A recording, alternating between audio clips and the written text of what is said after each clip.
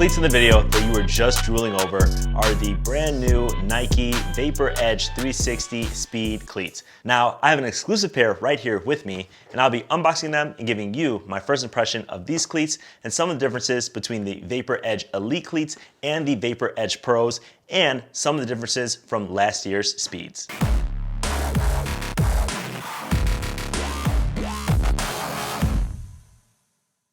If you're new to the channel, you've just found the best place on YouTube for football gear and equipment reviews. And today, we're gonna be taking a look at some of the sexiest cleats of 2020. When I first saw these cleats, so many different things were running through my head. Now, for a lot of you, this is the first time you're going to be seeing this colorway in the Vapor Edge 360 Speed Football Cleats.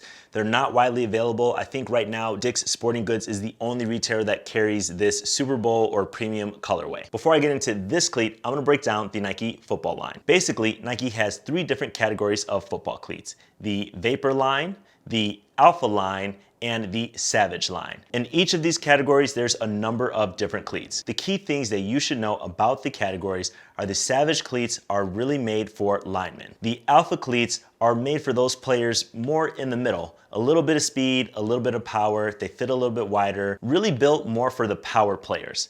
Now, the Vapor line obviously is my favorite line, and these are all the speed cleats for the fastest players in the game. So your Vapor line of cleats are going to be for your wide receivers, for your DBs, for your speed backs, even some of your really mobile quarterbacks, but these are going to be more of a straight line speed cleat. Of course, it's going to allow you to cut, change direction, but this is going to be some of the lighter, faster cleats in the Nike product line. Now, within the Vapor category, like I said, there's three different cleats. I've already unboxed and given you my first impression of the Vapor Elites at the top of the line that retail for $200. Now, sliding under that is a very popular cleat, the Vapor Edge Pros. Now, those retail for $120. I also unboxed those. A lot of you who have used Nike cleats in the past probably use the Vapor Pros. Now, the Speeds are going to slide in right underneath the Pros for $95. Now, this doesn't mean that the Speeds are not as good a cleat as the Elite or the Pros, but they do use different technology. Last year, a lot of your speed players, your wide receivers, your corners, your DBs, used the Nike Vapor Untouchable Speed Cleats. Now, Nike had those on the market for 2 years, and they came out with the Vapor Edge line. Now, I'll tell you why this is a major improvement over last year's Speeds already before even testing them out.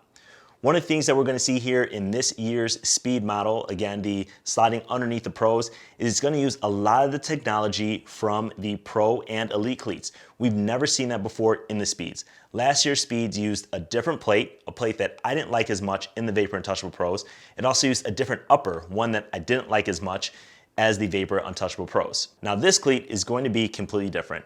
The one thing I'm excited about is the plate. Now, this is the same plate, if you see my other videos, as the Vapor Edge Elites and the Vapor Edge Pros. It's an all new cleat plate traction pattern from Nike. As you can see with this cleat here, they decoupled both the heel and the forefoot. This cuts down on some of the weight in the cleat by only having what's needed on the front and the heel of the cleat. Now, obviously the middle is still gonna be rigid.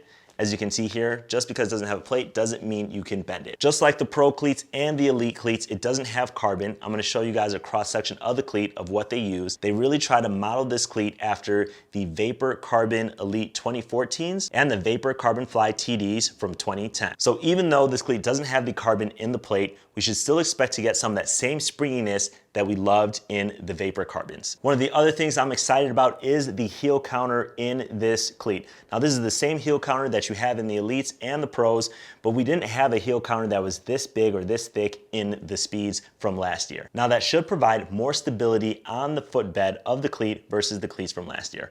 One of the things that I didn't really like about the Speeds, the Vapor Untouchable Speeds from last year, was the blowout from sitting in the cleat actually expanded the sides and resulted in a pretty poor fitment when compared to the Pros. So in this cleat, we have the addition of the thicker heel counter and we have a better material. Now, the silhouette is going to be a very classic Speed silhouette from Nike.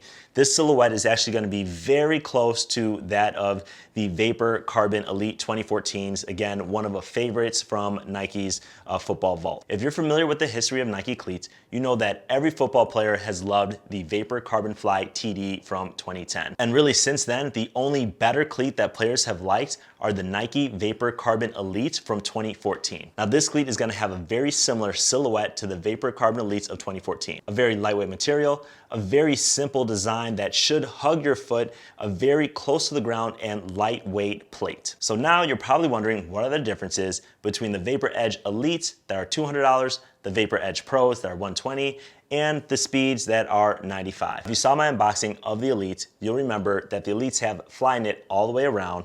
They also have a ghost lacing system with a one pull locking mechanism, and they have a little bit of a sock liner.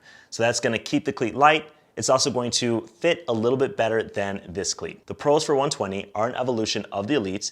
They don't use fly knit, they do use a mesh upper, the same material that was used in the Vapor Untouchables from last year. They also have a ghost lacing system, but this system uses real laces. And the Pros have a sock liner with a cuff that's very similar to the cuff from last year. Now the Speeds are an evolution of the Pros. This is kind of a simple no frills cleat, which means it doesn't have the ghost lacing system, it uses traditional laces as you can see.